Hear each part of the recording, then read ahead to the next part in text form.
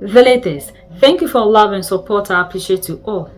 Donald Trump, the President of the United States of America, invited 5 African leaders who went to the White House, and we can tell that his motive wasn't for anything good, what will benefit Africa, but one is for him to lobby our African leaders to vote for him to win the Nobel Peace Prize. Another thing is how to get his hands on our natural resources, because he himself admitted that Africa, we have a lot of mineral resources, and now we know that we are shifting our attention from the United States and the West to Russia, and this already their economy is crumbling. He knows that the United States has fallen, and now with his tariff thing, it has made the United States of America to be ground zero. But we saw the mishandling of our leaders when they were in his presence, the way he was just shouting and commanding them here and there. Can he treat any other leader from somewhere, if not you, the Africans? But when you listen to Trump carefully, he's much interested in the mineral resources, how to slaughter Africa again, how to colonize, because he said there's so much anger on the continent. Where is this anger coming from? And he's referring to Mali, Niger, and Burkina Faso once again, because they are the ones who have risen to say no to the exploitation of the United States of America and the West in their countries. The other ones have allowed them to continue to be exploited, and that is why they are doing everything possible to go back into Mali, Niger, and Burkina Faso. Emmanuel, I'm glad to have you join me now. All right, as it is right now, during his lunch with African leaders, Trump made several statements about how rich with resources the continent is, and how he would like to develop an economic partnership. Do you think the U.S. president is really interested in mutual benefits, beneficial ties with Africa? No, certainly I don't believe that. First, let me appreciate RT television channel for the invite. Regarding the U.S. president meeting with African leaders at the White House on yesterday and then today, I honestly don't believe that the current draft, from the U.S. president is in good faith. I think it is still this colonial package, that they are trying to package for Africa. I don't think that he's driving any economic policy that will mutually benefit Africans and the U.S. I don't believe so. Right. So during the meeting, Trump asked the leader of an English-speaking nation about how he learned that language so well. Do you think Trump simply wasn't aware that Liberia's official language is English? I think honestly, I was shocked myself, considering the history between the U.S. and Liberia.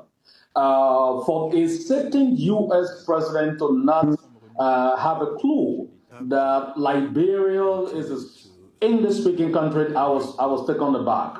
I don't think Trump was in the right mind to ask that kind of questions. I think he was lost. I think because he was not, in a good faith handling the meeting with the African leaders. I think because he was much more concerned about what the U.S. Can benefit from Africa, and not particularly, interested in the history of Africa. Because had he been interested in the history of Africa, he would have known that Liberia is an English-speaking country, and more to that, Liberia, to some extent, has a deeper relationship with the United States of America, considering that Liberia, independent, came from, free slaves, that came from Black America that settled down in Liberia, that, self-declared independence. I think he would have known that. But because he was so much focused on what he can get from the African leaders at this stage, he was not interested in knowing our history. Well, if we have to be very specific and critical here, Liberia was founded by the American Colonization Society in the 1800s. You just talked about this now. Why do you think Trump wasn't aware of the history between the United States and Liberia? Because Trump is more concerned about how he can exploit Africa at the moment. You follow Trump, visit to the Middle East the other day. You follow Trump when he had a conversation with the Ukrainian president. It is just all about how the U.S. new policy, quote unquote, new policy on the Trump administration, how that policy can then be translated into a kind of imperialist tools that will then exploit Africa once again. I think that's what Trump is most interested in, not the history of Africa. And there was another notable flop by Trump. Let's take a look at this. There's a lot of anger on your continent. We've been able to solve a lot of it.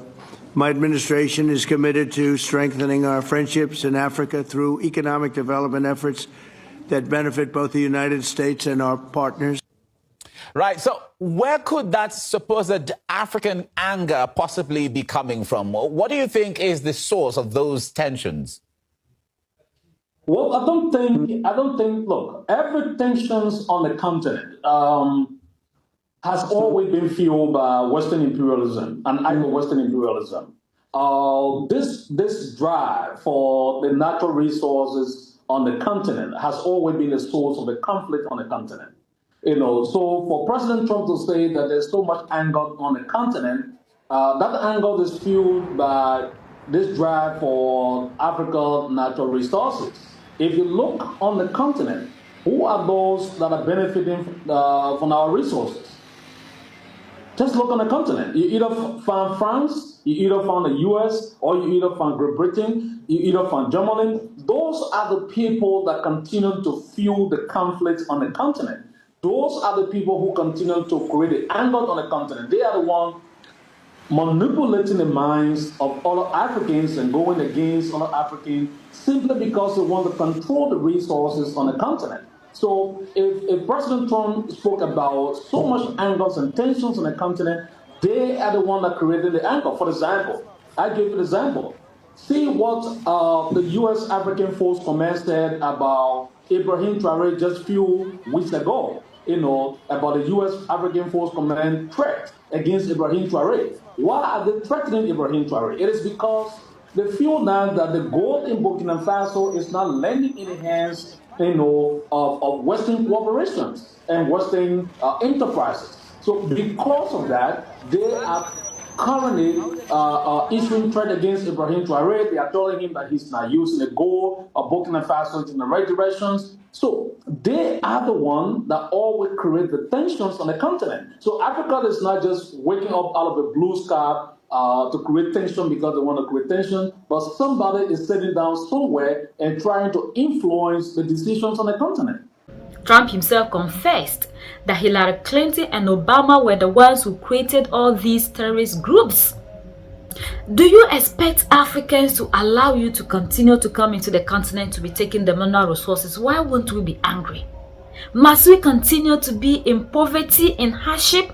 You are the same people bringing the terrorist activities here to destabilize our country, and you expect that now that we have found out who is making us poor, we shouldn't be angry?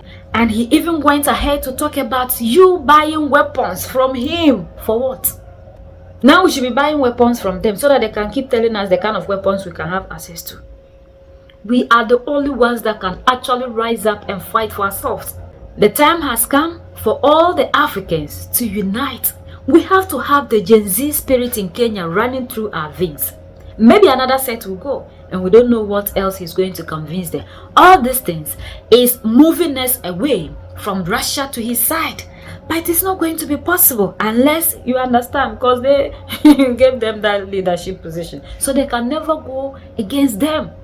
That is why they are still dancing to the songs of the West and America, when we know they are the reason to which we are suffering.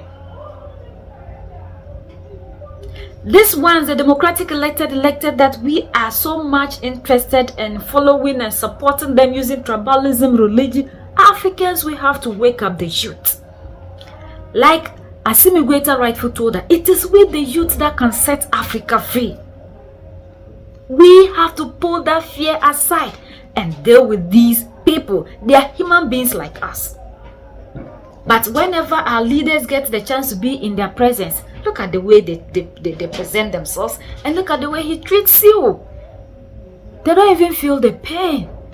All that they know is they are in the presence of their master. He couldn't even allow you to sit to take a picture with him. He was sitting and you were behind him. You were happy. Oh, my African leaders, when now? We are still his slaves. Because it's only the master that has the chance to sit in that manner. Yet you all presented yourselves as leaders from Africa. Can he ever do that? Even Ukraine, when he was there, Zelensky, did you see that treatment from him towards Zelensky? Why wouldn't you rise up? Why wouldn't you wake up? See what Iran has done. And now Iran, the United States of America, is afraid. But African leaders, you say you will never add pride to yourself. So we should always be shamed. The shame, you will get it. And when you get it, we will not sit here and talk about it.